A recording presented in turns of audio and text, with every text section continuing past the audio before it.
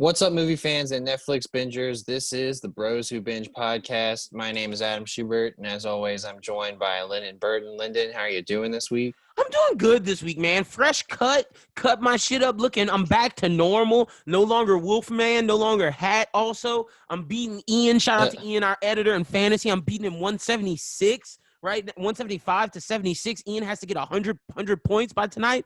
I don't think that's going to, well, he has Patrick Mahomes, Aaron Jones, Tyreek Hill. That's possible, maybe. The thing if is, it's a shootout, Aaron Jones would have to get 30. Pat would have to get 20. That's 50. And Tyreek Hill's getting 50. I don't buy it. And Aaron Jones is going to have to be the one that gets the 40-plus point. I don't see that happening. Ian will have a good match this week. But other than that, I'm doing well, man. A lot of good stuff in the realm of movies and TV. Schubert, The Boys, to me, is the best show on television right now. It is the best show on television. Week to week, it keeps me so entertained. Shout out to Shard Based, at Shard Based. Shout out to my guy. I think his name is Jay. Yeah, shout out to Jay. He sent me when I was tweeting it because I don't watch The Boys until we do this episode. So I hope people don't spoil me now. But on Fridays when everybody's watching, I just wait till Sundays. And Jay, right when I tweeted that today, he was like, the head wedding. And we'll get into why it's the head wedding and later on. But like, The Boys is so good. I can't wait for season 3, especially knowing that Jensen Ackles' Soldier Boy is coming in, like all the connotations with what's going on. But that show's the best show on television. We also got Lovecraft this week, which is amazing. And yeah, man, I finally understand what was going on in Lovecraft. Like, I know what happened last week. It was a time travel. She time traveled. Yeah, definitely excited to talk about those. But the one thing that came on this week that I was super pumped about was the South Park special, Yes. the coronavirus special. That was pretty hilarious, and it's really always good. good to have the South Park satire, especially in this week. Let me say this. They would have killed this week, honestly, if they could do it week to week. Let me say what I thought. I applaud them, and I think it took balls and gusto to shoot Token. I think that took balls to do that, and I saw a lot of people, SJW people, really complaining about South Park on Twitter, and I'm like, no, y'all don't understand. The fact that they shot Token in the manner that they did is directly a criticism of what's going on of the police. Like, if you don't think that's a criticism, then I don't know what you watched. So I'm telling people who are like African Americans who are upset, that are listening to what other people are saying. There's no need to be upset, because what they did was actually take the side of what's going on right now, like 1,000%.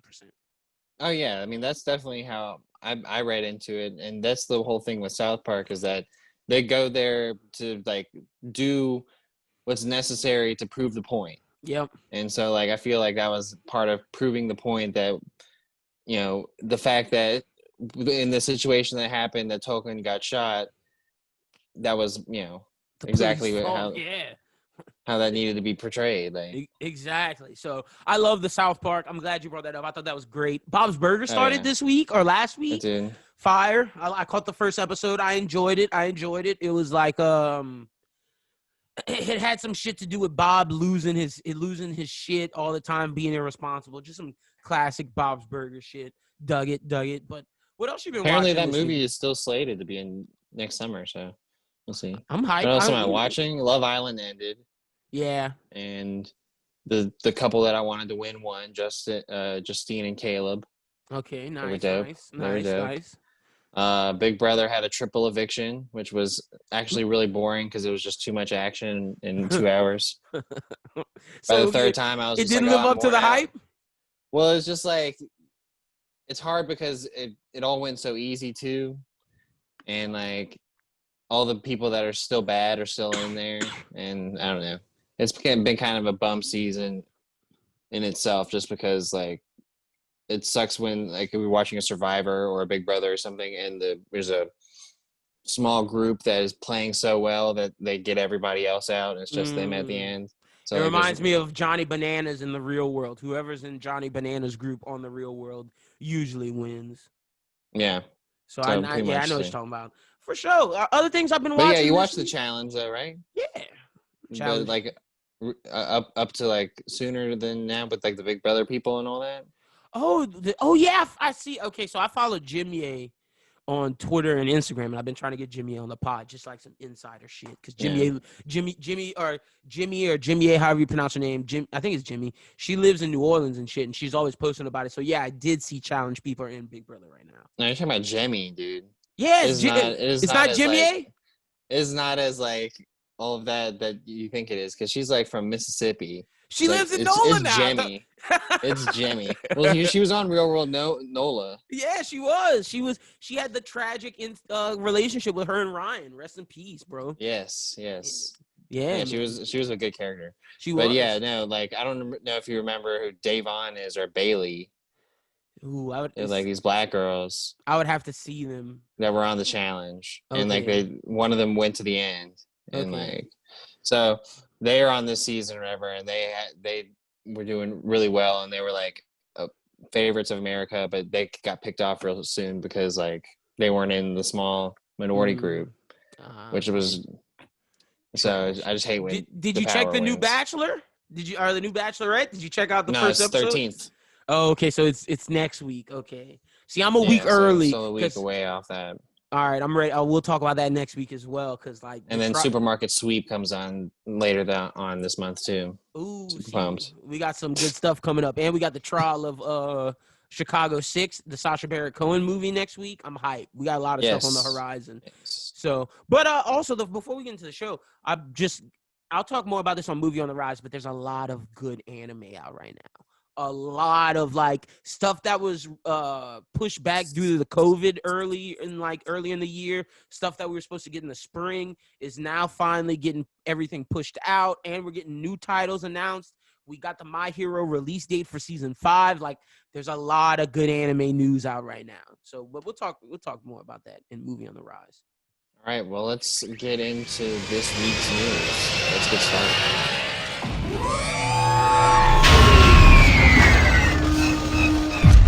So Jamie Foxx, he's set to return as Electro for Spider-Man 3. 100%. 100%. Not a question mark, because in the notes you wrote question mark, I erased it. 100% he's coming back. He confirmed it. Feige confirmed it. It's going down, bro. It's happening. It's rumored right now that they want Mary Jane Watson and Dane DeHaan to come back. Now, that's not confirmed. That's a rumor. But I believe it. Yeah, so my initial thought process here is, are they going to cast him as a new version of Electro, or are they going to multiverse it and bring in that universe's Electro to this Spider-Man? That's a really good question.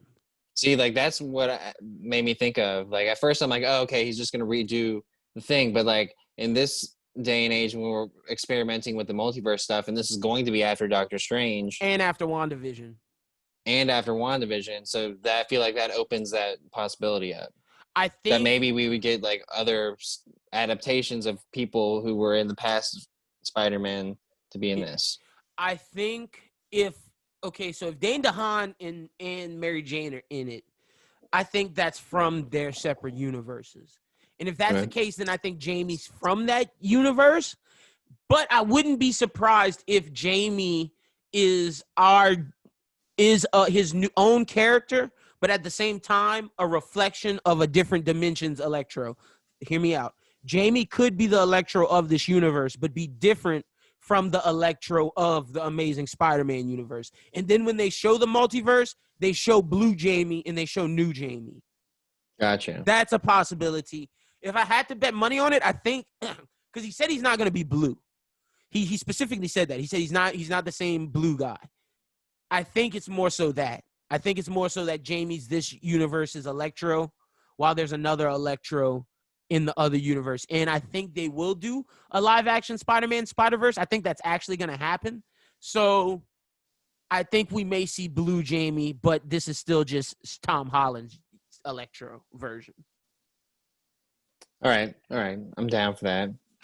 Spider-Man stuff gets real confusing nowadays. But, I mean, Wanda's opening it up. Wanda's opening up the multiverse. And I got to say, this is a DC copy. But this is more so Sony.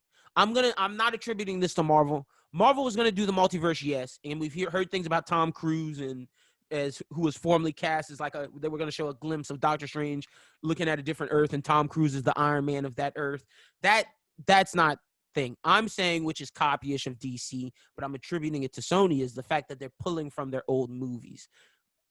They saw DC do Michael Keaton, and Sony was like, oh, Tobey Maguire, what's up? Andrew Garfield, what's up? Kirsten Dunst, Dane DeHaan, and that's something that the fans have been asking for too. So like that even like gave them even more inclination to want to do that. It was like, oh, DC's doing it, we can definitely do it. Let's convince Marvel, and then Marvel's like, oh, this is how we can spin the Sony stuff, like having Tom Holland being both. We'll spin it with the quote unquote multiverse style stuff. Because I didn't put this in the rumor because I figured we could just talk about all of this.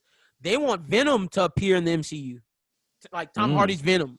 Sony wants that, and Sony wants the Kraven Hunter that's going to be in the MCU to be in the Sonyverse to have his own movie. So if MCU wants to get Kraven, they're going to have to put Venom in at some point, Tom Hardy. And I think that adds to the MCU. If they can get Venom, that's going to be huge. Yeah. I mean, that'd be huge, especially for what they want to do with Spider-Man moving forward. Yep. But yeah, I mean, I feel like that. Yeah, this is an intriguing story. Long way off from Spider-Man 3, but yeah, it starts filming in like April. Something like that. Yeah. Something in like Atlanta. That. Yeah. So we'll be hearing more news as we get to April. 2021 is going to be jam-packed with a lot of stuff, so y'all just be ready. But speaking of 2021, Cineworld, one of the UK's biggest theater chains, owner of the Regal Cinemas in the United States, has announced plans to close its venues in both countries. This comes along immediately after the news that No Time to Die has been pushed back from November to next April. According to Variety, the company's theaters in the UK, Ireland, and the US will close as soon as this week, though staff in the UK, over 5,500 of them, only learn news via stories like this one on the day of. Oh man, I feel. I was talking to shout out to Domo Gary, if he's listening to this. I was talking to him on Twitter. Is this the end of like movies for this year? Like, are we not gonna see Dune? Because me and you don't have Regal's bias, so I'm not like AMC. I feel like they pushing. We do actually. I do actually. Oh, you do have a Regal. There's one in Kenner, but I guess it's gone now. But that's not the theater you go to. No, but I have been to it before. And like I think what this is more so is that we're going to lose the monopoly of theaters moving forward, at least for a long time, which could be a very interesting investment opportunity going down and later in life. Just anyone out there is thinking about an investment opportunity, because AMC is going to be cornering the market here at some point because I feel like they're going to be the only ones left. I feel like because we haven't talked about this on the show, but what's been going on for weeks is Nolan, Spielberg, Scorsese, and all the major players are going with these theater companies to lobbyists in DC asking for a buyout, and I think they're going to get it. Maybe so. Yeah, I mean, we'll see what happens with all that, but this definitely isn't good news for this year. Dune. I don't know. If it's really just an effect of what happened with Tenet, because Tenet just hasn't been able to rack up the money that they know that they would have gotten if the theaters would have been open and normal. They still need $100 million to break even, and it's sad because Tenet's a great movie. Yeah, so No Time to Die is like, well, we're not going to take those chances, and I mean, I get that, and so I like it. Disney is not liking the fact because we got a story later on that Mulan's not doing good on box office, but see. That's their fault. Yeah, thank you. We can talk about that later, but that is 1,000% their fault for the movie they chose. So I'm putting that on them and charging $30. Like what? Yeah, what's going on here is that I understand we probably won't get Dune, honestly, because with all the money that they put in to make that movie and Wonder Woman, I don't think we're getting either. No. They're just not going to get their return back. I can totally see them, and I know that they are trying to push movies like that Grandpa's War or whatever. Stuff like that's going to go to the theaters, but a lot of it's just going to come out on VOD. And I feel like we're really going to get in the vault BS until we get to 2021. They can open them up. For some states that's gotten very closer, so it might get better at Christmas time, but also with recent events. I'm worried that we're getting ready for another wave or something. So Yeah, I don't know. it's feeling that way. Look, movie fans, I said this on the show for months. As long as I got to see Tenet, I'd be happy. This is sad. I really wanted to see Dune, but like I understand. Like we Now tried we it. can read. Yeah, and I've been reading Dune. We tried it with Tenet. It didn't work. It did not work. And me and Schubert have been saying for months, VOD, on demand, pay-per-view. Maybe we'll see that happen soon. But until then, we just have to wait till theaters open up. So Yeah, we'll see. We'll see what happens. For now, I guess go ahead and keep watching C movies on VOD. yeah, and Netflix and shit. Netflix is loving it. Yeah, Netflix is loving it. This was great for Netflix because they had the Tiger King come out right at the beginning. So Yep. after that, they just got the ball rolling. But next, we're talking about Disney, and Disney decided that they're going to follow up with their most recent live-action Lion King by hiring Barry Jenkins, the filmmaker behind Moonlight, and if Beale Street Could Talk, to direct the upcoming feature based on the beloved family classic. The second one with Koju and shit. I don't think they're. I don't necessarily know for sure if this is going to be a direct adaptation of the already sequel. I think it could possibly be An a original follow-up tale of last movie with the same cast. Because what I've seen is that like Beyonce is going to be back, and I mean, Donald Glover. if you got Barry Jenkins, like I expect, like Barry Jenkins didn't sign on to this without having his people. You know what I mean? So Yeah. like, I could see them coming back. It's gonna be interesting, man. Like now, if we're getting into original, I may enjoy this because, again, I don't see It's different. Yeah, it's different, and I don't see Barry Jenkins, Moonlight, and if Beale Street Could Talk, Oscar success. His next movie is Lion King. Like, huh? What? This dude's not making some more drama classics to make me cry? Like, what? Like, I think this is gonna be good only because of him. Yeah, it's definitely if it's its own thing, and if it's not adaptation, I'm be way more interested in it. We'll see what comes later on, but if you're gonna get someone like Barry Jenkins, like I doubt that you're gonna put up some crap. Some trash, exactly. And it's not like Favreau. I'm not saying like Favreau put up trash. Like he did what he was told to do. Yeah, Favreau did. I don't blame him for that.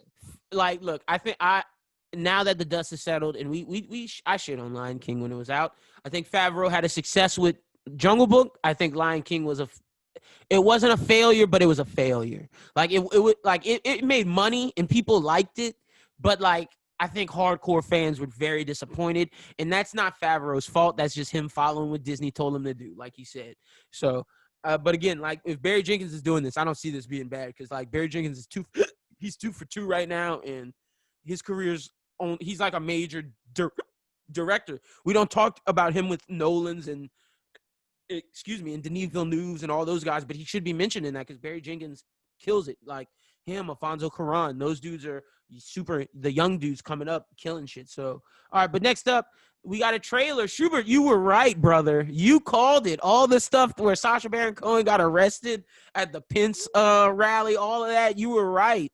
The new Borat trailer was out, and boy, am I excited for this movie. Dude, he's going to try and like marry his daughter off to Mike Pence to save his country. To Premier Pence. I also love that in the trailer they touch on that people in America already know who he is. Mm-hmm. Like, and he has to disguise himself because he doesn't want to be seen. Yes, I thought that was amazing. Everything about this, Amazon, again, this goes back to my point of there's 2 studios competing for the best quality of content originally. It's Amazon and it's HBO. Bar none. Netflix doesn't stand a chance. Amazon is killing it. And for them to get the Borat movie, that's huge. They're gonna get so many streams. The boys have already shown that they are the best streamed superhero show of all time. They passed up Daredevil. They passed up all like the amount of people that watch. It's Amazon's most streamed show, and it's the most streamed superhero show on the streaming networks. So Amazon is at an all-time high right now. They're killing. Yeah, I mean, I'm super excited about anything that Amazon's putting out. Like, I really want to go see Utopia, or I want to watch Utopia. We talked about the Riz Ahmed movie that's coming out. I was just talking about some stuff that I had seen on Amazon on Twitter this week, like past movies that I'm ready are on for there Jack that are really Reacher. good to check out. Jack Reacher, yeah. with Alan Richardson. I'm ready for that. Like everything that Amazon's doing is just quality, man. So I'm Yeah. super excited for this Borat trailer. But you were right. You predicted everything about this trailer. Like when you said it, and when it happened, I was like, oh, this is exactly what Schubert said. Seeing that Pence shit, him dressed up as Donald Trump. Pence's face, his face was just like, what the fuck is happening right now? Yeah. Oh, and like the scene where he's staying with like some people in their house or whatever. I'm like, oh my God. And he's hitting the corona away. Yeah. Yeah, I didn't know if like they were gonna catch it in a time where like coronavirus stuff was going on. I'm glad they were able to. Like, oh, there's some people who are gonna be really offended at this film, but it's not me. yeah, this is gonna be great. Like, it's definitely gonna rub some people the wrong way. Oh man! But look at he's Sacha Baron Cohen, a multi-talented person. He has this coming out later this year, but next week is the trial of the Chicago 7, which I'm super excited about. Him and Eddie Redmayne and Yahya Abdul-Mateen. But next up, we got Deadline reports that there's a new Conan series, Conan the Barbarian, in the works at Netflix. The show is being headed up by Frederick Malberg. I think that's his name. Sorry, everybody. I got like a line going through my phone. Frederick Malberg and Mark Wheeler's Pathfinder Media, and the deal would give the streaming giant exclusive access to the vast literary history of the character, which stretches all the way back to 1953, so they can use everything that's been released up to 1953. Since 1953, it sounds like there may be also tentative plans for an animated series. The search is now underway for a writer and showrunner to pen the script and a director to helm the series. This is obviously a separate project to the Conan TV series that was being developed at Amazon from Colony co-creator Ryan Condal and Game of Thrones director Miguel Spochnik, which we haven't had any updates since 2018, so we don't know if that's happening. But Netflix is putting a lot of money into the Conan Barbarian. If this is happening in Netflix, I doubt that Amazon one's happening. Yeah, especially since they can use everything from 1954. And that it is going to Netflix. That I don't think it's going to be any good. And I mean, I don't really know much about Conan the Barbarian to be able to really think that I would want to go through it with the series. Let me give Netflix some slack, because The Witcher was good.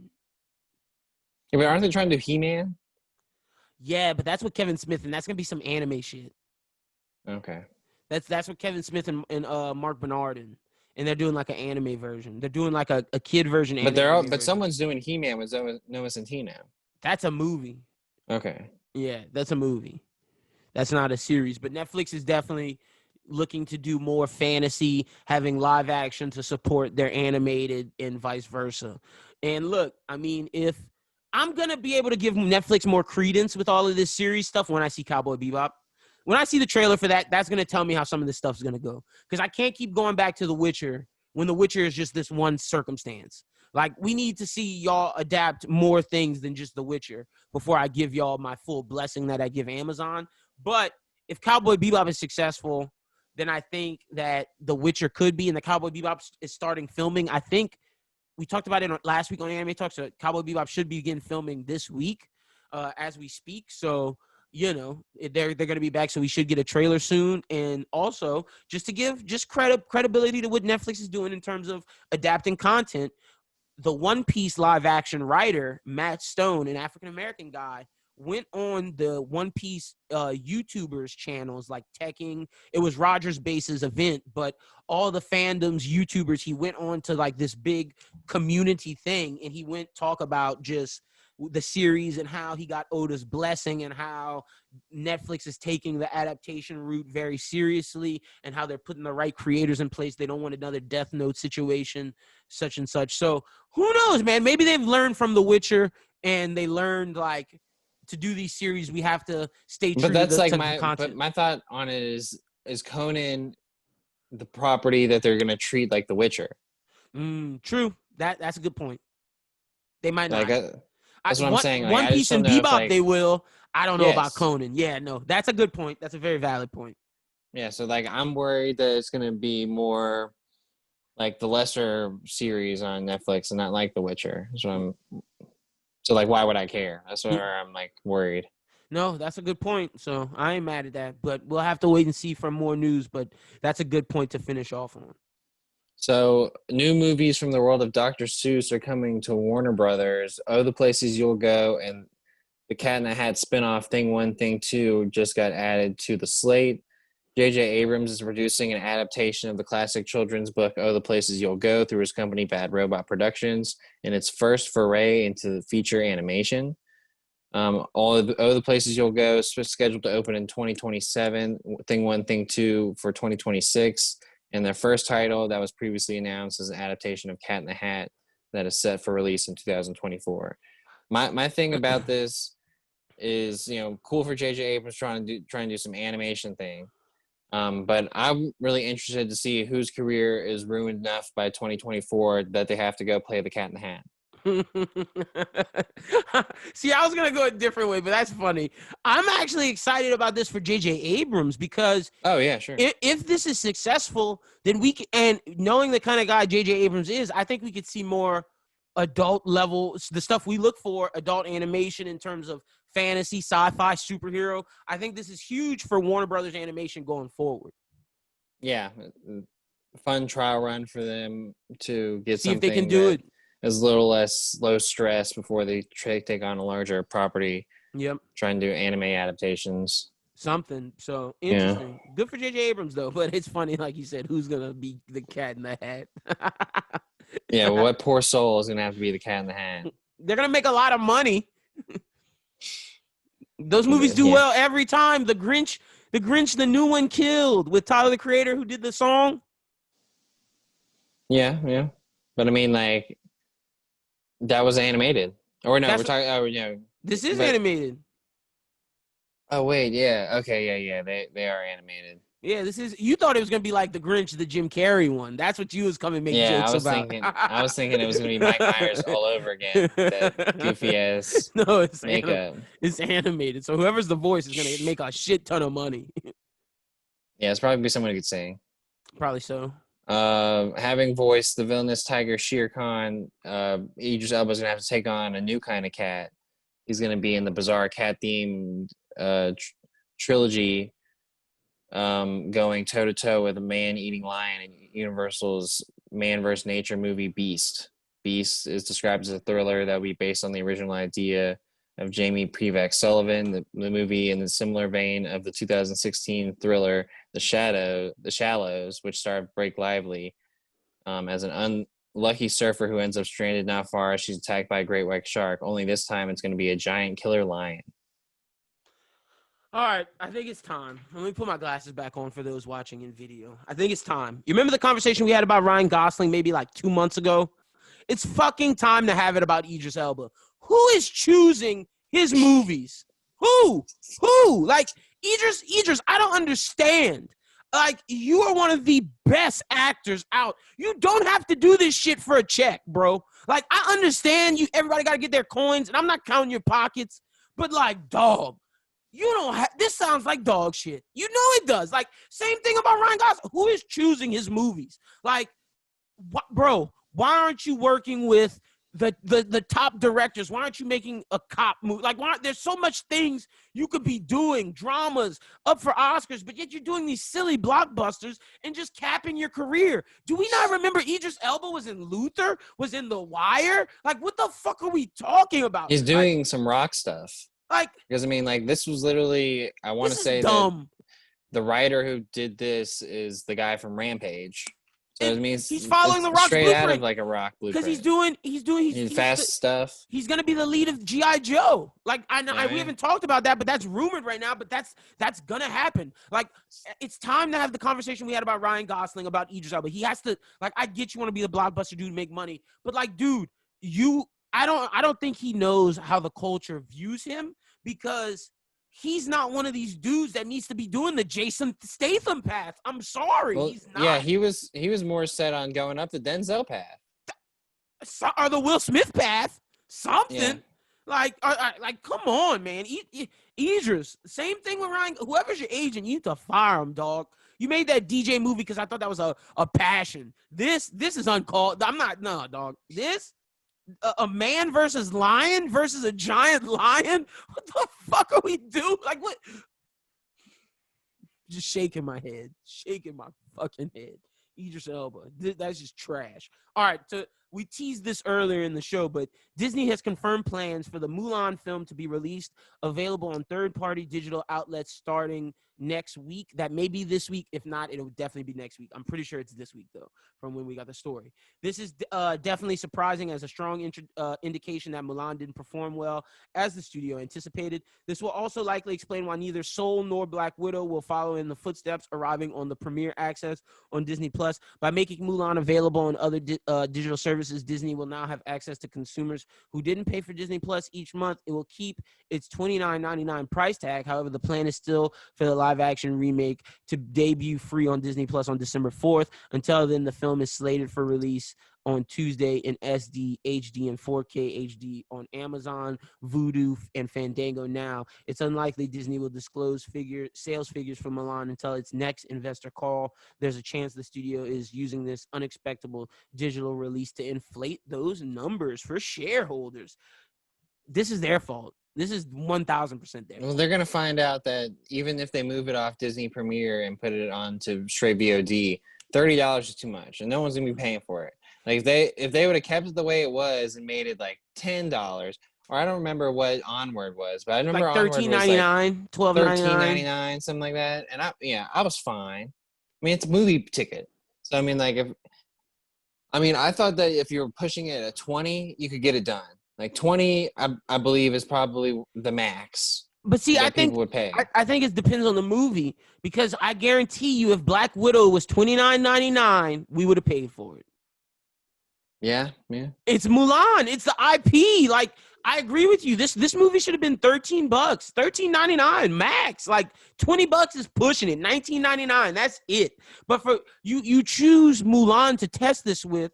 But the one that you should have tested this with, but I think they're scared to break the mold, and I think theaters asked them not to.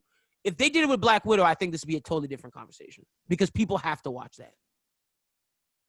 That's fair. Yeah, I mean, it's like, necessary. They have to watch that, and that's something that I feel if they would have done that, that would have broke the mold for theaters. And I feel that both movie studios and theater companies and it would have got them more subscribers too. So I just don't understand like why they thought. Because I really think they don't want that to happen, because they know it's coming. I think it's in the movie theaters technically, because they don't have to go through a middleman of the theaters, won't have to make as much money. But I think it's the inflated prices and stuff that garners the money from ticket sales and whatnots. So it's gonna be interesting to see, man. Because if they really wanted this to work, Black Widow's the answer. Yeah, I mean, I believe that. I think that they would have definitely. I don't think there would have been any issue if it was Black Widow. You're right, but I mean, Mulan. Like, I just feel like they were. Who wants to see that? Especially since it's not. Well, and it was already like up in the air. It wasn't like something that everyone was really confident about. Because we don't know. You say you're going serious, but then we see like this jokey magic shit. So you're not staying true to the martial arts. You cut out the singing. You cut out Mushu. You cut out everything that Americans fans want. Chinese fans don't like it because they don't trust you for how you did the first one. So it's like no one wants to see this shit. I'm trying to think. Like, I feel like a different adaptation maybe would have got people watching it, but not for $30. I don't think. Like, No, bro. No. And let me tell you this: Soul wouldn't have sold for $30 either. No. It could be really good though. But I mean, I see where they're going with this. But it's just Black Widow. Black Widow is their fault. I mean, yeah, it's their exactly. They just made the wrong play, and it didn't work out for them. 100%, 1,000%. So let's get to something that I'm adding every once in a while. We do this every once in a while on the show. It is the rumor report, the rumor mill. Time to get down with the rumors. All right. So Marvel would want Wolverine to be more of an anti-hero in the MCU, like the comics, less heroic. They want him to be a misunderstood character. I'm going to run through all of these, Schubert, and then we can just talk about them. Next one I got. Feige is trying to sign Ryan Reynolds to the biggest deal in the MCU history, to multi-pictures, 3-movie deal, and appearing all over the vast array of the MCU. Oh, you put one in here? Yeah. Chris Pratt, Booster Gold? Question mark? What? I didn't even know that. Okay. Yeah. Nice. Next, we got Warner Brothers is looking to cast a new Joker. They're trying to decide if they want an older version or a younger version. If it's older, the one option that people are hearing is Jim Carrey. Now, this is both for this. The casting that they're looking for is across either the Reeves upcoming movie or for Phillips' version. Phillips believed that after the first Joker, there would be multiple Jokers that he inspired. That's why they would be looking to cast a new one. But if I had to bet my bottom dollar, I think the older one may be for Reeves' movie. Now, I don't. If it's Jim Carrey, I don't buy it. I don't buy that. But like, actually, no. I'd flip it. Yeah, I thought I was on the fly. Flip it. I think the younger one is for Reeves. I think Jim Carrey is for Phillips. 1,000. Now, if Jim Carrey is for Phillips, I believe it 100%. The next thing we got is there have been plans for Darth Bane for multiple projects, even a solo project, and there's also looking to start working on a One Punch live action movie and a Black Clover live action movie. I don't have the studios for those, but I'll probably have them in a couple of weeks. But which rumor do you want to start with first? Let's start with the Joker just because we started talking about that. I agree with you. Flip it. Carrie's for Phillips, and I think the younger actors for Reeve, and I think both are happening right now. Yeah, I think that Carrey thing is for sure happening on the Phillips side. And the only reason I say the younger version for Reeves is because we have the young Batman, so and they got to kind of grow up together. Yeah, true. And I you can't see Robert Pattinson fighting Jim Carrey. Jim Carrey doesn't fit in that world. But I could definitely see Jim Carrey and Todd Phillips doing some cool shit. Yeah, I could definitely see Jim Carrey with the Joaquin Phoenix Joker deal. Yeah, I can. Well, and what I'm interested to find out is that if they are going to do the multiple Jokers, are they all going to be with Joaquin Phoenix, or are they just going to do multiple different takes on the Joker? Yeah, just like different people who got inspired by him. It's going to be interesting to see what they do. Chris Pratt, Booster Gold, what you throw in here? I saw this article on one of the comic book rumor mills where Ryan Reynolds had gone to read for Booster Gold, and then because of what it reminded me because of what you were talking about with the MCU deal with what he's doing with the MCU, that's obviously not going to be the case. That's not happening. Yeah. So what it seems like is they're wanting to get Chris Pratt to come in and talk about possibly developing a Booster Gold. Okay, now that you tell me, I believe this because of the Reynolds shit. I 1,000% believe this. It's funny. Reynolds would have been a good Booster Gold, but I think it would have been too similar to Deadpool. Yeah. Like I think if Deadpool doesn't exist and Reynolds just comes off a Green Lantern and hasn't done a superhero movie for like 6-7 years, and they're like, oh, he's Booster Gold. I think that would have worked just as well as Deadpool. Now, Chris Pratt as Booster Gold is a different one than Reynolds. But I think it can work because Chris Pratt can do comedy. But I feel like I would want someone different than Chris Pratt, if I'm being honest. Weird out there for me. I wouldn't mind Alan Rickman to have done it. Yeah, you know what I'm talking about. The guy who passed away? What's Alan Rickman? Alan Ritchson. The dude from Titans. Is he funny enough? Yeah, he got some comedy to him. He's got some comedy to him. But I could totally see Chris Pratt doing it. It's just after you tell me Reynolds, I'm disappointed because I know exactly what type of Booster Gold he'd have did. Like, it just makes me, and I believe it because Feige's 1,000% trying to lock him down as Deadpool. That's interesting that Chris Pratt's taking this. That tells me is his Guardians. How much longer is he about to be Star-Lord? That's what pokes my antennas up with that. But that should have poked people's antennas up when we found James Gunn is working on a Peacemaker series for HBO, and he's fully locked and loaded into Warner Brothers. A lot of these stories are connecting, and this one definitely makes sense.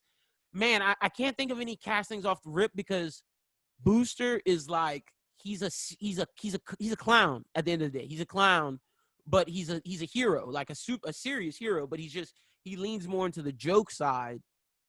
If you weren't, which is where I feel like Chris Pratt fits the mold. Like he does, but I just don't know. Because when I think of him being Andy, with him being Star-Lord, I feel like that could happen. Could he? I feel like he could mix it. Could he get out of his PG mode though? Because Booster, and I don't think Warner Brothers is going for a PG Booster. If you're getting Reynolds. Well, that was the thing. Like with Ryan, obviously they were gonna try and do that kind of thing, and Chris Pratt is a little bit more goofy. Yeah, he's a little more goofy, less like funny jokes. Like I'm gonna tell, I'm gonna make you laugh. I'm trying to think of. I'm doing like a quick Google search of like comedic actors today. Man, they're just showing me all these old people.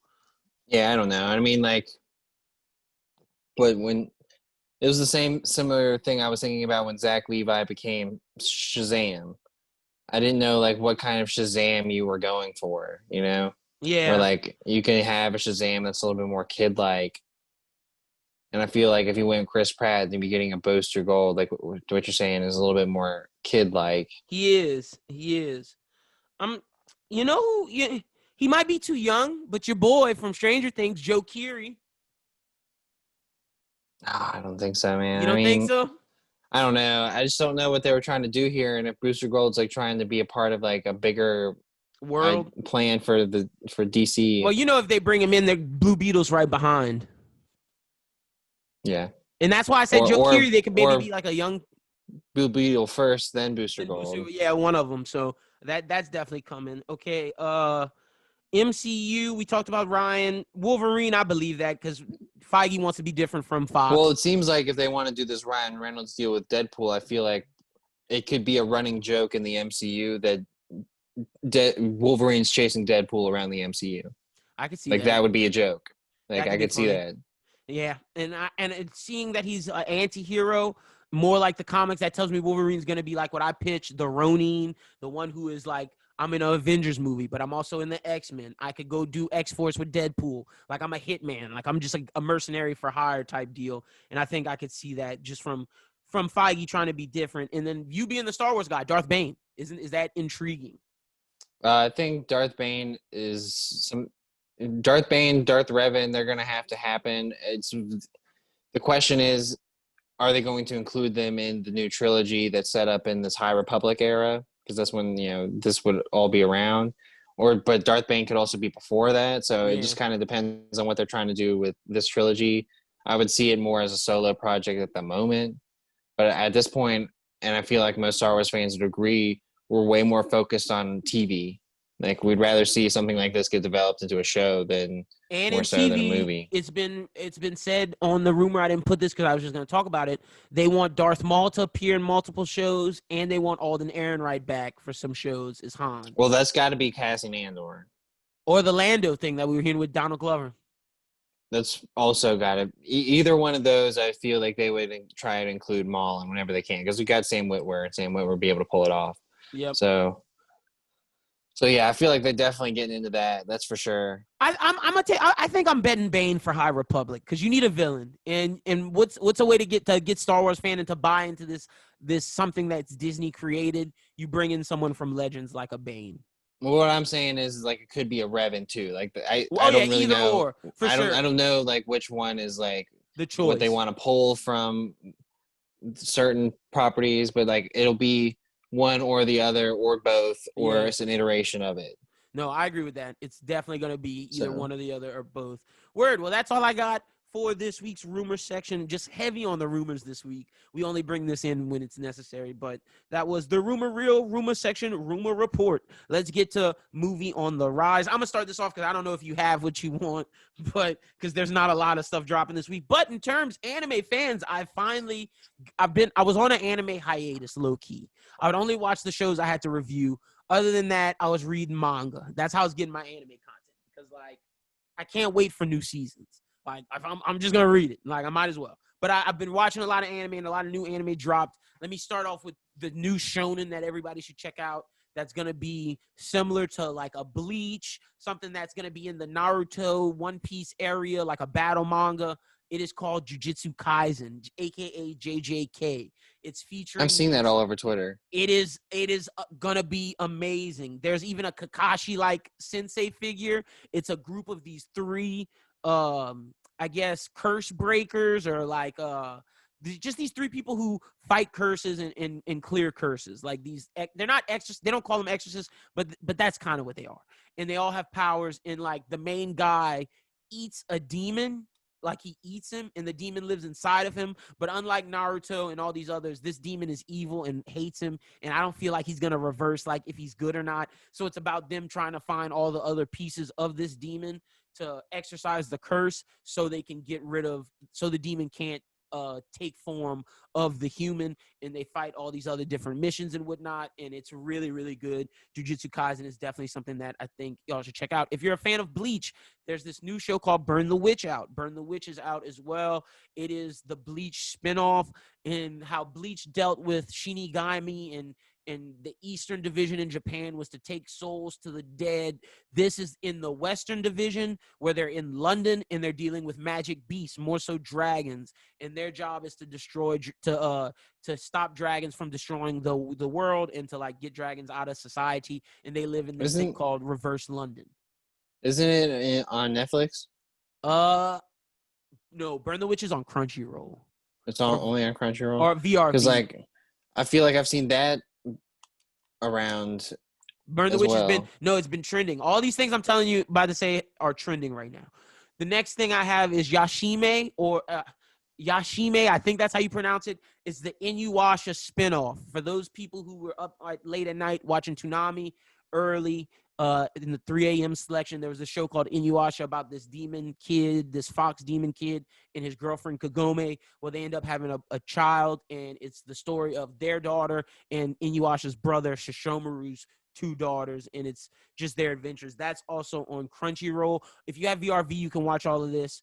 That's there. But the final anime I'm gonna mention, and these are things that were out, but they're finally getting like fully released and people can watch them due to COVID not happening. I have a couple. This is on the Funimation app. Millionaire Detective Balance Unlimited. It is amazing. No, I'm looking at it. It is amazing. It is fucking amazing. Literally, if you like Batman, if you like Sherlock Holmes, all of that, that show is for you. I'm not going to say more. Just think he's Bruce Wayne, but in an anime. And if Bruce Wayne wasn't Batman, but a detective. It's amazing. The next thing I want to shout out is Opera Man. This is also on Funimation. It's about this guy going, there's these 2 Japanese people leaving Japan, going to America to race, to participate in the big race that races from California to New York across the America. So it's in like the steamboat, steam engine, punk times. And like, it's really cool because you'll go across the West. There's cowboys and shit. It gives you a lot of Cowboy Bebop vibes and a lot of Trigun vibes. So Opera Man, that's also on the Funimation app. And this one started early 2020. The season finished, but it's Case File in 221 Kabukicho, and that is the Japanese version of Sherlock Holmes. And like Millionaire Detective, I said, is amazing. Kabukicho is amazing. It's not what you think. It's not your typical Sherlock Holmes. I absolutely love it. And those are my anime recommendations. At the top of the list, I would put JJK and Millionaire Detective. Right under them, I'm putting Opera Man and Kabukicho. Then I'm putting Yashime and Burn the Witch. Though that's the tiers I'm ranking it. So those are the anime you guys should definitely check out this week. Cool. Also, yeah, My Hero coming spring 2021. New season 5. Yeah, that was the other thing I saw that was coming up. A lot of anime news. Yeah, and I saw. Didn't they have like a little trailer or something for it too? Hero. They dropped the trailer. The first part of the season, the arc they're doing is the Class 1A versus Class 1B training arc, and that's where we'll find more about what happened at the end of season 4. Who all those people were. Yeah, exactly. Okay. But for me, I don't really have anything for real. Nothing really came out. Not really anything coming out. And I'm not really watching anything that's like new. I do know that the Great British Baking Show having weekly, week-to-week episodes. You know what? I watched a game show on ABC. It comes on when did I watch this? This had to be Tuesday. But Pressure Luck, the one with the Whammies. Well, yeah, the Whammy. What's that lady's name? Elizabeth Banks. I like that show. I think Elizabeth Banks is doing Pressure Your Luck. I think that's a good show. I think that's one of the best game shows out. And Weakest Link is coming back with that lady from Glee. I watched the first episode of Weakest Link and I liked it. I forgot. I got you a movie on the rise. Like we can talk about these game shows. I'm a game show connoisseur. I had forgot about like the Weakest Link and like what the whole show was about. And then when like they went through it, I was like, oh, this is pretty funny because like it's like common knowledge. Yeah. People from round to round like get voted off. It's almost like Survivor meets trivia. I'm gonna watch Weakest Link. Let me see when that comes out so we can give people the days. And I'm gonna give y'all. There was a person from the Schmodown days that was on the first episode. For real? Yeah, Jay Washington, the Urban Gladiator. He was there? He was on the episode. He went to the finals. Spoilers. Did he win? No. Oh well, I'm not gonna say he finished second. You know some stuff, some insider stuff. I'm not speaking on this, but they say Weakest Link is back, just as mean and good as ever. Let's see what day this comes on. I'm trying to see. But I think it's Tuesdays. Does it come on Tuesdays? Yeah, I think so. Why is this not telling me? Geez, man, I'm looking to try to figure out Weakest Link 2020 air day. Let's see. I'm pretty sure I watched it on a Wednesday when I was on Hulu. So it came out on Tuesday. It came out on September. Let's see. Oh, wait, no. NBC adds Weakest Link premiere. And okay. Weakest Link back a day. Adding a second. Tuesdays. Yeah. Tuesdays at 8 p.m. Eastern. So 7 p.m. Pacific, 7 p.m. Central. And that would be 5 p.m. if you're in California.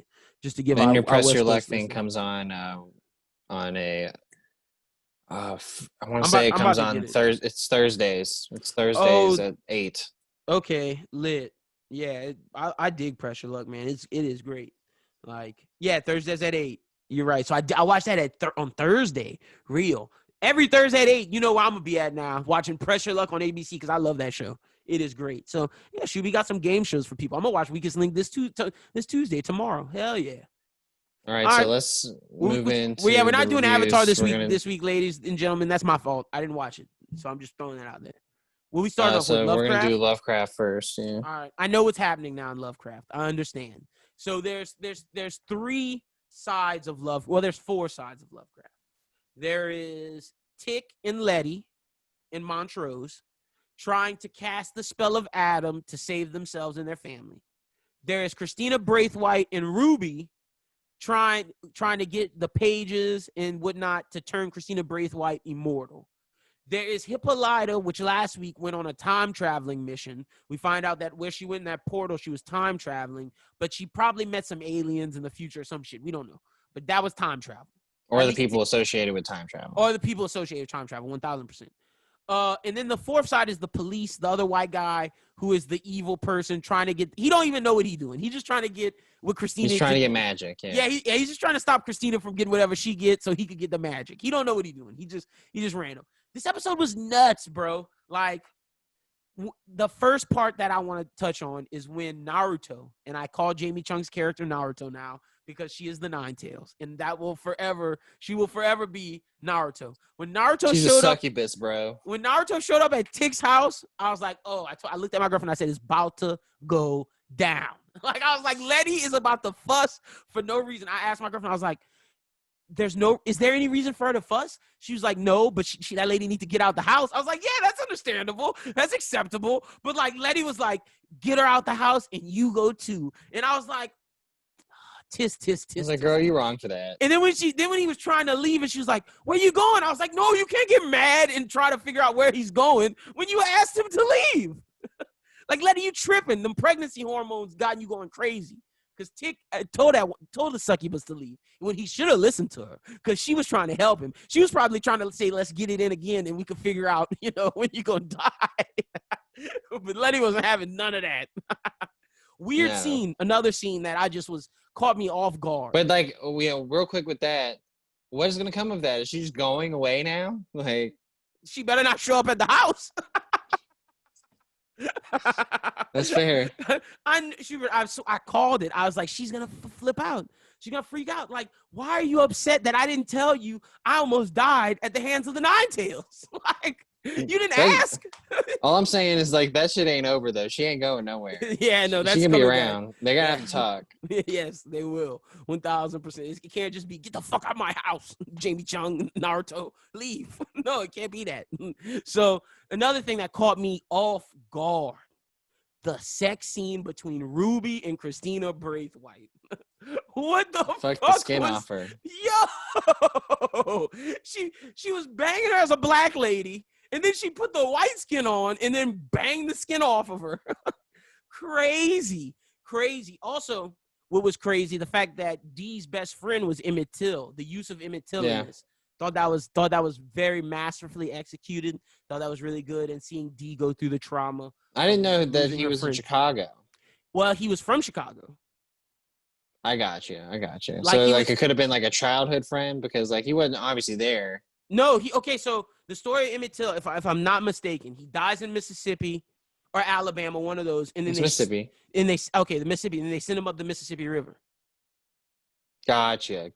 And then he gets back to Chicago. That's why when Okay. his mom got him and did the body, she wanted the world to see, like they said in the episode, for the world to see how. And that's why the that lady Southerns came did out him, throwing up. because she saw his face like being open and shit. And that's why Dee said it smelled so bad, because they picked him up out of the river, and it was also super hot, and they smelled his dead body. Yeah, so super, super gruesome, and I thought they executed that great. So that has to be something to be mentioned with Dee's story. And then she gets cursed by the police trying to leave the funeral area. That was the scariest damn thing. The first time. Every other first time. couple times. The second time, once I saw them starting to do when they started doing, I was like, no, I'm not scared of no Harlem Shake. Put her face up against the glass and all that, All right, like facts. at the car. I was like, yeah, ooh. They That was always scary. gave me the chills. But The when they thing. started doing the Harlem Shake and then the hitting the woes, I was like, I'm not scared of no demon hitting the woe. What's wrong with you? I told my girlfriend, if I saw some demon hitting the woe, I'm looking back at him, hitting it with him. Like, no, bro, the demon hitting the Harlem Shake on me. I'm not scared of no demon dancing. But that's why they called it. That's why the title was A Jig of Boo. That's why it worked that way, because that's what they call black people in the fit as a derogatory term of just monkeys who always dance. And that's why they had her dancing in the thing. It's all tied in together. Something else that was important, Tick gives the key to the ornery to Christina Braithwaite in exchange for how to cast spells. She tells him Tick and Montrose end up casting a spell on him that they didn't think would work, but it ended up wait, do you think it worked? Like when he controlled that monster? No, well that's different. That's Christina Braithwaite. She did that. I'm talking about the spell that Tick and Montrose did, where Tick now believes he can control those monsters. Yeah. You think it worked? Yeah. It obviously worked. I was thinking that was like Uncle George. Nah. Maybe. From the grave? No, I just think he turned into the monster. That could be me stretching. I just don't know. That's definitely a stretch, because it has nothing to do with the monster. All right, bet. You're right. Because that has nothing to do with the monster. I'm pulling that stretch. That's a bad theory. I got another one that's good later on. But I was just confused at, like, are we sure that, like, that spell worked and he can control those monsters? But, whatevs. I thought the conversation between Tick and Montrose, where we learned about how homosexual black people were treated in the 60s and 50s, I thought that was a great conversation. I thought that was a great scene between father and son. He was like, I chose not to reveal myself so I don't get sent to, like, jail or like a psych ward. A psych ward, asylum, or just beat up and killed inside of a bathroom. I thought that was a very powerful scene. I thought that was a great scene. Let's see. Any other scenes I thought? Oh, the way that Christina Braithwaite, because Ruby asked her, could you try to experience my pain? You'll never know what it's like, because you don't have to go through that in all your privilege and whatnot. And then Christina Braithwaite goes through how Emmett Till was killed, and then she just starts crying and laughing because she realized, damn, maybe Ruby was right. That was a nuts scene too. Yeah, that was pretty nuts. Like, I didn't know what was all going on with that, but now that you say that, I'm like, oh, so that was what that was all about. That's what that was. Let's see. Oh my God. Yeah, that's why she went through it, and that's why she was crying. She was like, she wanted to understand, and that makes me think she really does love Ruby. I don't think she's using Ruby. I think she's I don't think she's using Ruby either. No. Yeah, I think she might be using Letty but she gave Letty the invulnerability spell, but I think that's more so to help her relative, her cousin, who is inside of Letty's stomach. Yeah, pretty much. I don't think that was to help Letty or anything. And that's why she didn't want to give it to Tick, because we find out that Christina Braithwaite has to use Tick to become immortal. Yeah. Yeah. So which I also thought the whole her dying thing was like her testing herself to figure out if she could like save herself from death. Nah, she knew she was goddamn. She knew that she was just trying to feel that the pain of African Americans, so she could connect to her lover. That's all. She was just trying to get her punani. Get that. That was to get the coochie. That's all that was. That's all. That's During all that sex was. scene, I thought that her skin was gonna fall off too. I was waiting for it. I was just waiting for everybody's skin to fall off. Like, I was like, geez, what's going on? Okay. Anything else I need? Oh, okay. This ties into my theory and ties into the end. Tick and Montrose are talking. Tick tells Montrose about the time travel, how he went to the future, and he came back with the book of Lovecraft Country written by his son, how certain things are different. And I thought that was a good Easter egg to how the actual book in real life is different, how like Christina's a man and Dee's a boy and those types of things. And that went into my theory from what I was confused about last week, because when I was like George Freeman, like George is his uncle, like George Freeman. But it's his son. But it's his son. It's his son. Yep. And also he said when he got to get back in the past, he said when the portal opened, a hooded black woman with a robot arm pushed him through. That is D. I guarantee that is D, because if you look at the end of the episode, when the curse finally attacks D, it looks like it tears through her arm and she gets infected through her arm. And they're gonna remove the curse, but I think we're gonna see her lose her arm. She might not get a robot arm in this episode, but in the future, she's gonna have one. And that's who saved Tick in that situation. I'm betting dollars to donut. That's just a good Montrose kept her from fighting those demons off, which they were eventually going to get to her. But yeah, she had no choice. Like, that was a curse that police officer put on her that was coming no matter what. Also, the house, the protection protected them again when the cop was trying to walk in. Yeah, and now I get what you're saying, where like Letty's protection thing was why all the bullets were going off of her. Yep, from Christina Braithwaite. Yeah.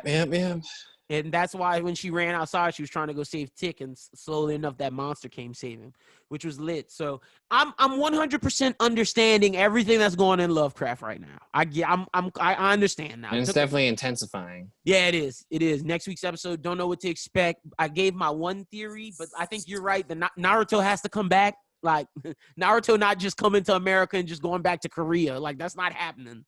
So no, she didn't come all this way for nothing. Plus, we got 2 episodes. So it's not just one. We got 2. So I think next week? No, one next week and then one the week after. I think next week's going to be the one where we see a conversation with Naruto. That has to happen next week. I think we'll find a little bit more of what's going on with Hippolyta. We got to, huh? You think? She's got to come save her daughter. But maybe that's how her daughter gets the robot arm, from the people. Maybe. That's possible. Maybe. Who knows? And let's see. Do we think Tick's going to die by the end of the season? No. Yeah, I don't see it. I don't see it happening unless this is a 1-season show. I guess I could see it being a 1-season show, but if it was, I don't think they could wrap it up in 2 episodes. Yeah, me neither. There's still a lot of questions. A lot of questions. Like there's 28 there's 28 other lodges. If they're trying to wrap it up. Yeah, true. Because you got to think, even if Tick and them survive, they still have the other lodges who have to know magic is being used here. Yeah. So I'm sure they'll come after him, but solid episode this week. Super. Finally, like the Korean episode I understood last week, didn't understand. Now I'm all the way caught up. Gucci. Now let's get to the best show on television, even though Lovecraft is a close second. Man, the head wedding. The head wedding. Everybody just started exploding. But we can't start there. We cannot start there. But my God, what a way to end the episode. But, okay, so this episode basically is, we can separate this into 3 parts. There is Mother's Milk. There's Huey, there's Mother's Milk, Butcher, and Mallory all trying to talk to Vogelbaum. But even they split. But that's still like, they're all trying to talk to Vogelbaum. They're trying to get Vogelbaum to come testify. Huey's job is to watch Lamplighter to make sure nothing happens to him so he could testify in court. Then there is the Homelander Stormfront dealing with Ryan situation. And honestly, that whole situation keeps them from being at Vought, which when they kind of needed to be at Vought. Yeah, I mean, their whole stuff was crazy because it even ties into that whole sequence with the guy who was like watching all of the media that Stormfront was putting out about like what a great illegal. open. Yeah, with like the illegals coming in and being super villains or whatever, and so like that dude gets suspicious of like the gas station manager And because just like shoots him. a glint in his eye or something, and My it comes girlfriend in was the like, next day "Why and did he shoots him. do Like, that?" I was like, "Because dude's just a radical." Dude just went crazy. We watching too much right or left news. I'm not gonna say which kind of news it is, but he's just watching too much of it that. looked like both, honestly. It did, and then he was reading too many memes. Too many memes. The memes got him thinking crazy. So that was an open. But I'm trying to think of. So basically, Huey and Lamplighter, their job, because there's a lot of small stuff that happens. But if I forget anything, you just bring it up. Huey and Lamplighter, they go to Vought. They Also, watched a lot of porn. are we sure that when Lamplighter put his hand on there, Mr. Edgar wouldn't know? This show is great, but are we sure? Because, like, how can someone who you think is dead or someone that you put away can come touch the door and no one in the building knows? Security doesn't know. Nobody knows. See, that was something I was thinking about too, and like the response of Black Noir makes me think that maybe there was like some kind of notification. Maybe, but Because I think Black Noir only knew when they were, because the alarms went off. I think that was the only, like, when he burned himself and the alarms went off and then Starlight breaks through the door. That's when Black Noir comes. But I don't think Black Noir comes because of his hand. yeah, I don't know. And I feel like that was just like one of those things we needed to move along the story. Yeah, and just let it go. So yeah, him and Lamplighter, they're going to because Huey. It's not like he was like confident about it, you know. At least No. he was like, didn't think this would work. Exactly. So Huey's trying to convince him to be a hero to go save Starlight. Lamplighter then kills himself because he realizes that he's been wiped from Vought. Everything that he wanted is just gone, and like he feels like he has no reason to live. He kills himself. Starlight ends up breaking out, and Huey goes save Starlight's mom. Starlight then fights with Black Noir, and then Maeve ends up helping her, and then giving Black Noir nuts, his only weakness. And I asked Schubert, is Black Noir dead? Because I think I 100% believe he's Deadpool once they showed his face and it was all Deadpool-esque. Now, the question, is he a zombie or not? I think the fact that he has a tree nut allergy says he's not. But, like, is he dead? Because, like, if he's Deadpool and can regenerate, we saw him regenerate from bullets, does a tree nut allergy kill him? That I don't know. So, what do you think? Do you think Black Noir died? I think he is a zombie. I like that. I like your theory with that because, I mean, that's the only thing that it explains to me. And when you saw like a little bit of his face, you could tell that it was gave like me Deadpool discolored vibes. Yeah. Yeah. So I mean, I definitely think that there's something going on there with that. Turn your camera to the, so because you're vertical right now. Sideways. Yeah. Got you. There we go. Had a little. But yeah, man, it was definitely an interesting scene. Like, I definitely didn't expect that to be his weakness. Yeah, I feel like that was just like one of those funny things. But Maeve coming in to save her, I think, was, you know, a big part of it because like she's already like disengaged from Vought based upon what happened with her relationship. So I'm more wanting to know what happens to her with that. She has death flags around her now.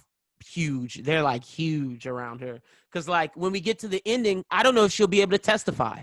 I don't know if anybody will be able to testify, but we'll save that for the ending. Also, Billy Butcher, we meet his dad. We find out that his dad his brother committed suicide. His dad beating them a lot drove Billy to be who he is, and his mother wanted him not to be like his father, and that was the whole reason why we met him. Interesting why it was at this time, but I guess it's to show Billy's to be different from his father. I guess I mean, I didn't really. It was interesting. Maybe that has to do with like him when he gets back with Becca and how he deals with Ryan. Maybe something like that. I don't know. I was trying to figure out why we show the dad at this moment, but you know, whatever. Need something to give Billy to do until he goes to Vogelbaum. It was a little bit of like what you're saying with Ryan, and also because like when he goes to Vogelbaum and he asks about like what was it like when Homelander was a kid. Like, I feel like that's him, like, trying to get a little bit of insight of how Homelander would treat Ryan. Also act like his dad would say, like, also, 1,000%. No, you're absolutely right. That, and, like, to use what his dad told him, how you're a bad MFer, and, like, you can get what you want by just turning that on. And I think he had to harness that, and he got Vogelbaum to snitch. He got Vogelbaum to go testify because Billy was like, I'm going to kill your daughter who's right here, and I'm going to go kill your son, his wife.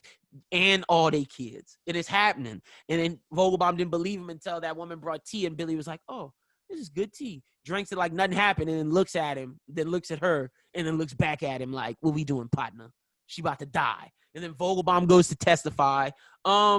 Interesting note, Mallory told MM to get out of the game to be with his family. I could see maybe MM's family dying at some point. Maybe not this season, but maybe by season 3. I think they're going to keep that safe. I think he's going to be fine. Think he's going to be fine?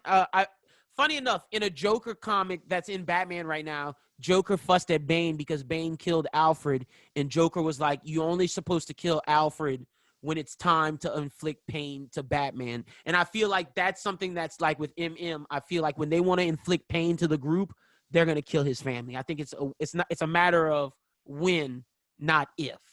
Because I don't think you drop. I don't think you drop that in the show unless MM's going to get out for good, which I don't see happening because he has his ties to, I have to redeem my father's mission of proving that these soups are bad.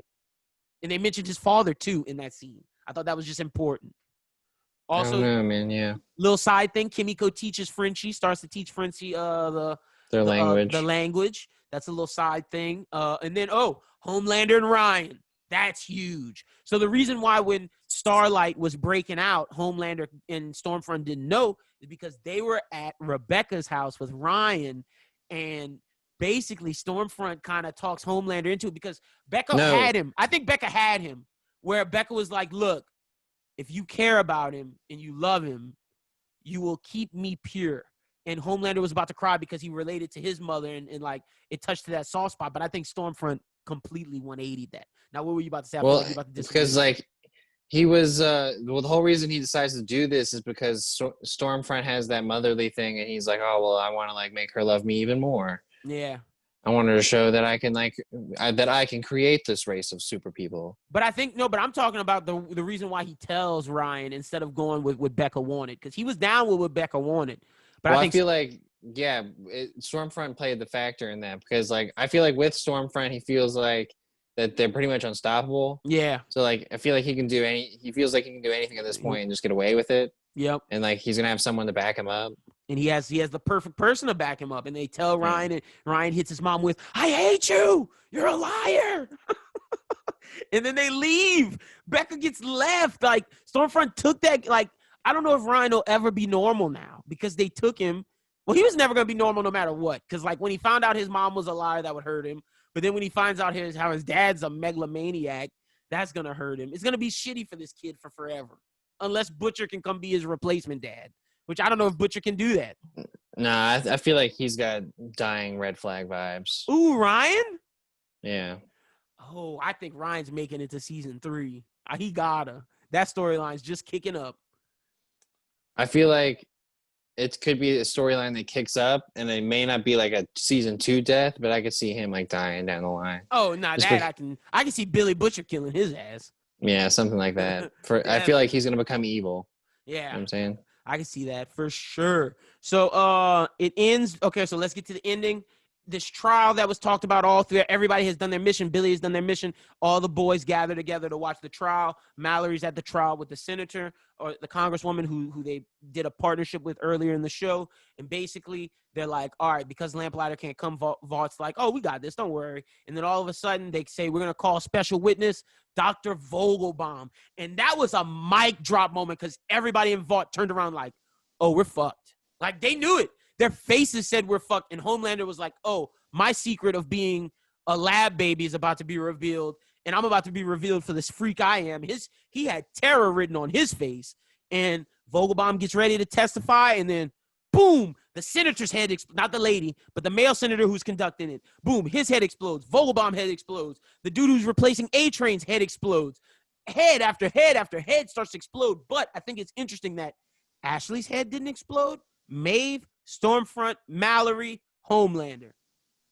Do you think Stormfront's involved? There was others too, right? Yeah, there were other random people, but out of all the important people, the congresswoman or the senator, she lived. She lived.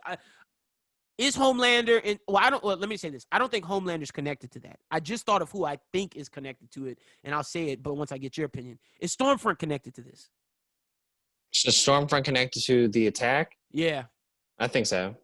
You think so?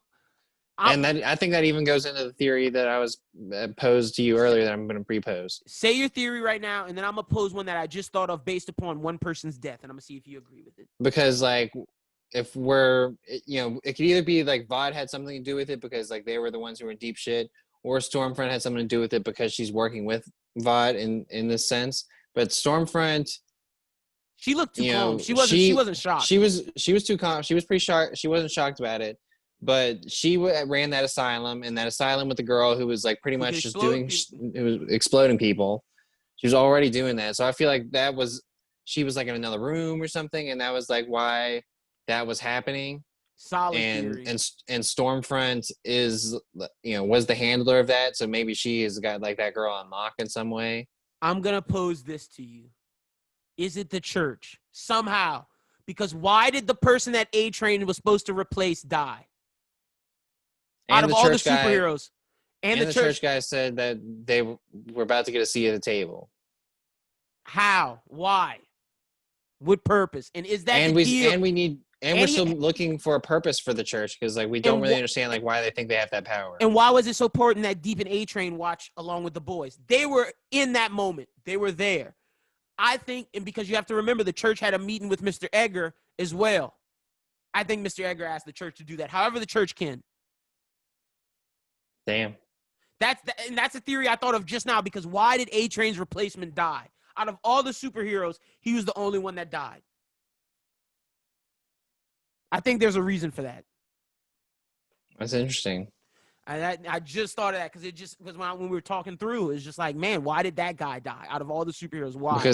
And why was it so important that A-Train and the Deep watch? Yeah, because we hadn't really talked about their whole storyline in this, and then with the church. But the guy from the church does come to them and is like, "You guys are about to have a seat at the table. We have this meeting coming up. Like we got y'all in. It's pretty much done." And also, Eddie the Eagle, he eyed Eagle the Archer. He cut from it. Out of here. And then you think they faked that video with him mounting the deer or whatever? Probably so. And like, I think also because you remember I've said the leader of the church gives me Mr. Sinister vibes, gives me like telekinetic vibes. What if he's the person that they got the idea? Exploded minds? What if it was him? It could be. I mean, we don't know at this point. And let me make it even more so because you remember how earlier in the season they said that all of this ties back to Stormfront, but we didn't know how. And Stormfront said she used to be in the church, but she got away. So that connects to why Stormfront's involved with it with you and how she used to be with the church. Why did she leave the church? Maybe that like that asylum wasn't for Vought. Maybe that was for the church. And I guess we'll find all that out next week. Find that out in episode 8. I hopefully that theory's right because you can't tell me why Deep in A-Train. It doesn't make sense from a writing standpoint for why Deep in A-Train watch if the church isn't involved. And how do you connect the church to this season? Why are they in here? And I mean, now there's a lot of open spots on the 7. Because May's about to be A-Train spot is opened up.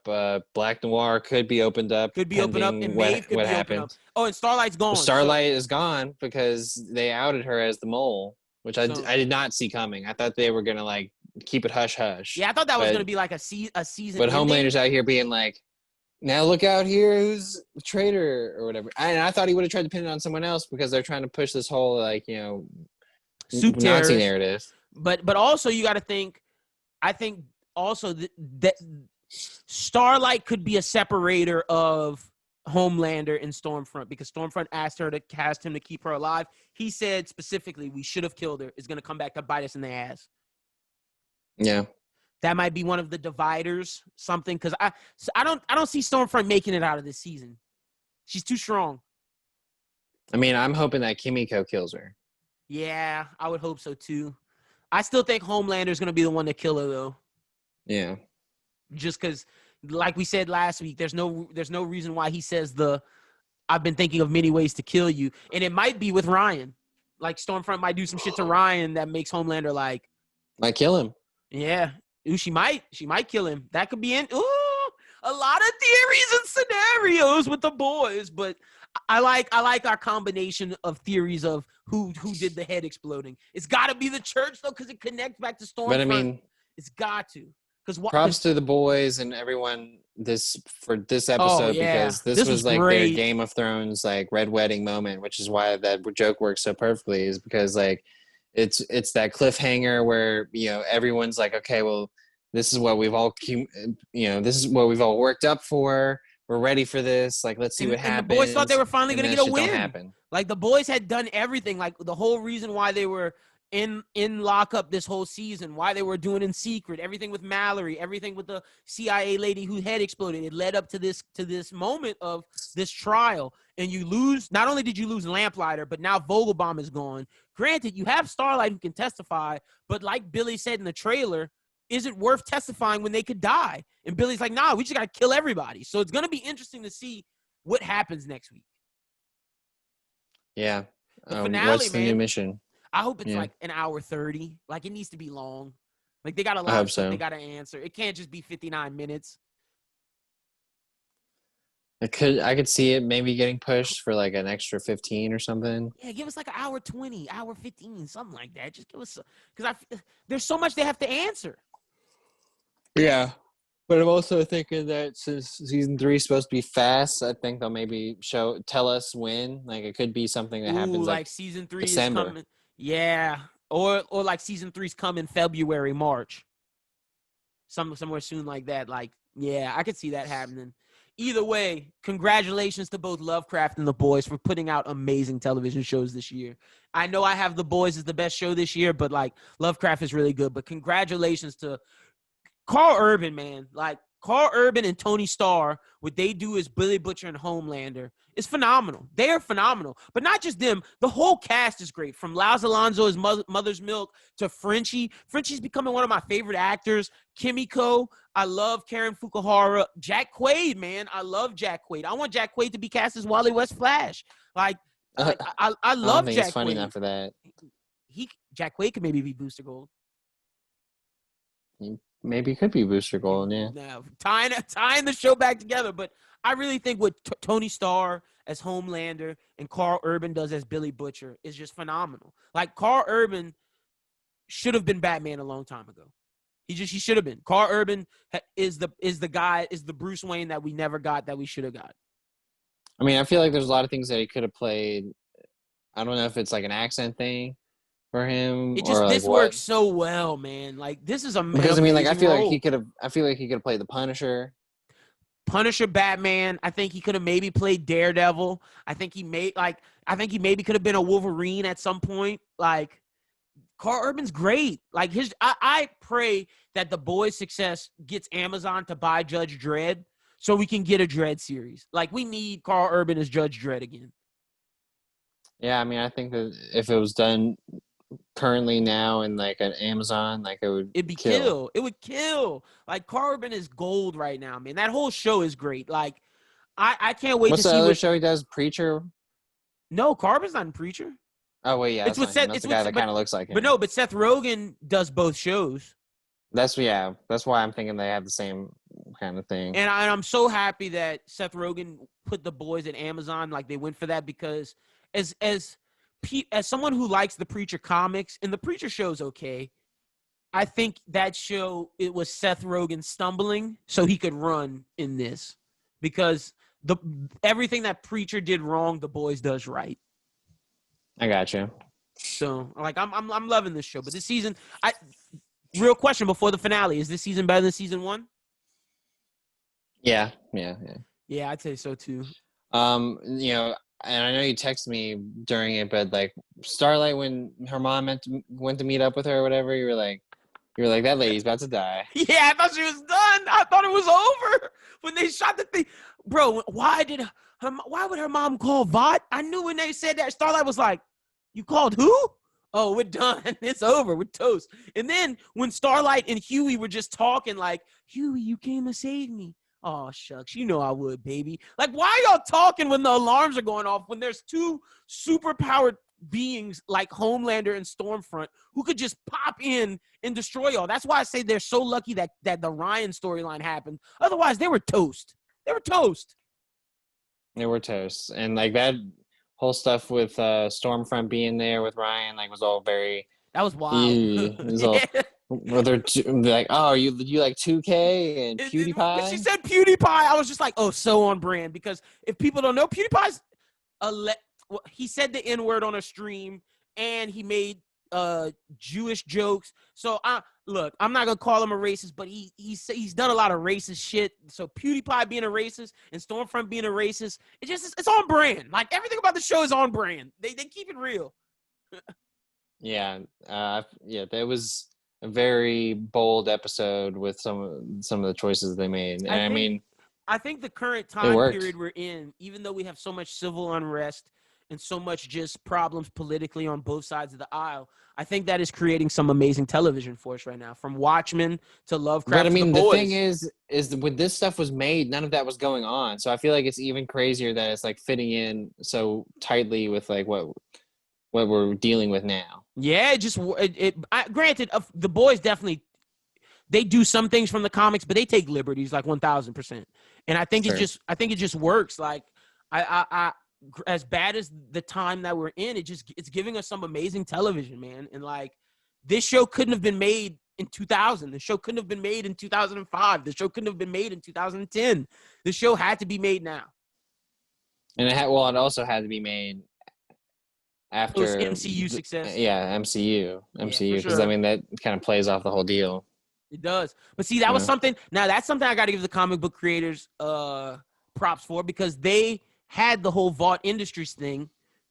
That was something that was in the comics. That's something they predicted, like the amount of like movie television success, and like how this corporation like used superhero movies to make themselves the biggest corporation ever. Like, that was something that the comic books had predicted. So crazy. Well, it's pretty neat. Yeah. So, but I'm excited. I'm interested to see if Stormfront has her comic book fate. That's what I'm interested to see next episode. So we're gonna see. Yeah, definitely interested in that. What they're gonna do next about this whole situation. I mean, like, just losing all those people. It's an L, but like, you got to think the government. You got to think, but also it's interesting. And like, and are we gonna get the proper answers to that? I'm sure we will. It's interesting because Vought and Homelander and them were so surprised, and some Vought people died. You can't blame it on Vought. You can say it was someone else. You can say like both parties suffered losses. You can say it was terrorists, which is probably what they're trying to say. That's exactly what they're going to try to say. So even though The Boys, like, it looks from the outside like, damn, Vought didn't want this information leaked. It's like, no, we lost our speedster. We lost this.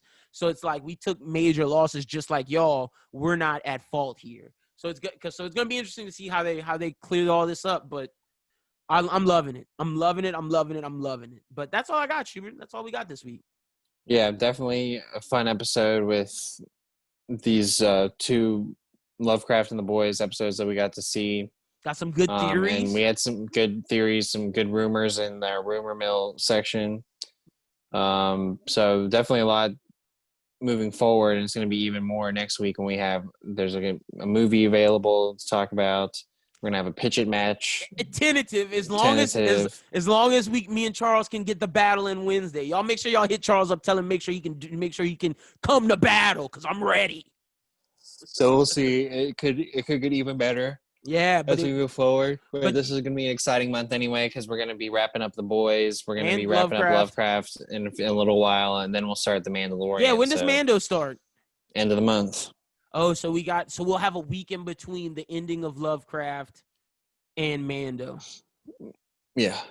Ooh, that's going to be a sad week. But, hey, we got a lot of good stuff to look forward to next week. We got – y'all make sure on Netflix, y'all watch the trial of Chicago 7? Oh, well, that won't be – that'll be the week after. Okay, well, it's coming up. Yeah, never mind. That's the week after. So next week we got Pitch It. More Boys, more Avatar. Yeah, we'll bring back Avatar, and then we got Lovecraft. So be on the lookout for that. But you guys can follow me at LinBWT.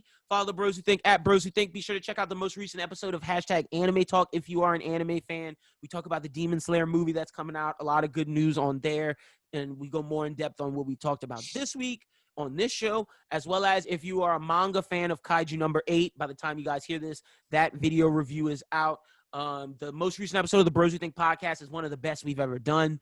That episode is phenomenal. It's hilarious. The sports segment is amazing. The beginning section is amazing. The whole episode, it literally one of the best we've ever done. I was so proud of my guys after we did that episode. If you haven't checked out episode 164 of the Bros Who Think podcast, you definitely should. And be sure to look out for this upcoming week's episode on Thursday. But other than that, you can stay up to date with everything, subscribing to our YouTube or following us on Twitter at Bros Who Think. Or if you listen to this on audio platforms, podcasting, be sure to subscribe to Spotify, Apple, wherever you listen to, and you'll stay up to date with all the content that we are dropping. All right. Well, definitely keep up with everything that's going on with the network. We should be having a Run It Back up pretty soon. Yeah. You had a Run It Back come out this past week, didn't Ghost you? in the Shell. Well, Shell. It was last week. Yeah, but it's out there for people to check out. And Scott Pilgrim's coming. I'm sorry. We're trying to get this pitch and match done before we do another Run It Back. That's what we're watching this weekend. Yeah, Scott Pilgrim. Watching some Scott Pilgrim. But we're definitely excited to bring all that to you and to definitely talk about all the stuff that we've been continue to talk about on the show. Hopefully we'll get movies back soon, but that just means that next year we'll be having all of the good episodes. Spending money. Back to back. Spending money. That's what that means. Me and Schubert are going to be spending so much money on movies. Oh, my gosh. But it's all pretty exciting, and it's all kind of come from the Bros Who Think network. I'm going to have to start sneaking into my local movie theater. The double feature. Yeah. Buy one ticket and just stay my ass for the next one. Yeah. Go to the bathroom elongated.